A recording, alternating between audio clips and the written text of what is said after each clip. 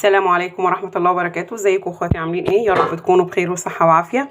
وحشتوني قوي، من تقريبا ليا يومين 3 ما نزلتش فيديو لحد النهارده. يا رب تكونوا بصحة وخير. النهارده كده قبل ما نبدأ نصلي على النبي عليه افضل الصلاة والسلام، يا ريت تدوسوا لي لايك وشير وتفعلوا الجرس. النهارده كده ان شاء الله هنعمل اكلة شتوية حلوة جدا، وحلوة برضو في الشتاء جدا، وغير مكلفة، وهنعملها بطريقة سهلة وطريقة حلوة جدا. وهنعمل كمان هنقللها بصلة كمان، وهتبقى جميلة جدا. والنهاردة طبعا انتوا عرفتوا كده انا هعمل ايه. هنعمل العدس الاصفر، وهنشوف هنعمله ازاي مع بعض. يلا كده بينا نبدأ. ده ربع كيلو عدس، ودول 2 جزرة غسلتهم وقطعتهم، ودول 4 حبات طماطم برضو غسلتهم وقطعتهم. هنغسل العدس ونشوف هنعمل ايه. وبكده نكون حطينا العدس على النار، غسلناه كويس قوي. وهنحط كمان الجزر،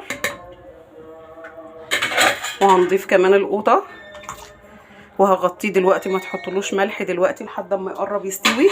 ومش هنحط البصله كمان هنا لان احنا هنقلله بصله. وبكده يكون العدس خلاص كده استوى بقى زي الفل.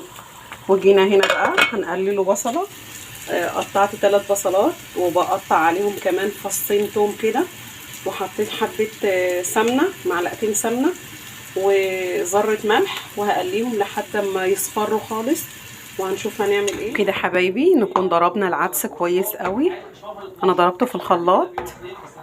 وبعد كده هنعمل ايه بقى؟ هنشوف قبل يعني على ما يغلي كده العدس. طبعا كده هنحمر الشعريه. وانا قليت البصله كمان وركنتها على جنب لحد ما تحمر الشعريه، وهنضيفها على العدس كده حبايبي. العدس اهو خلاص هيغلي. كمان الشعريه هنا احمرت، هنضيفها كده. احنا ضفنا البصله وضفنا الشعريه، وهنسيبها لحد ما تغلي وتستوي كويس، وهنشوف مع بعض.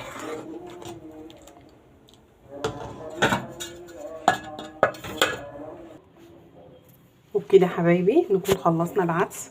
طريقه جميله جدا وريحته حلوه، وحاجه غير مكلفه، كمان بتدفي في الشتاء. واتمنى منكم ينال اعجابكم وتفضلوا معانا، واتمنى منكم تجربوه وتقولوا لي رايكم فيه ايه. والسلام عليكم ورحمه الله وبركاته.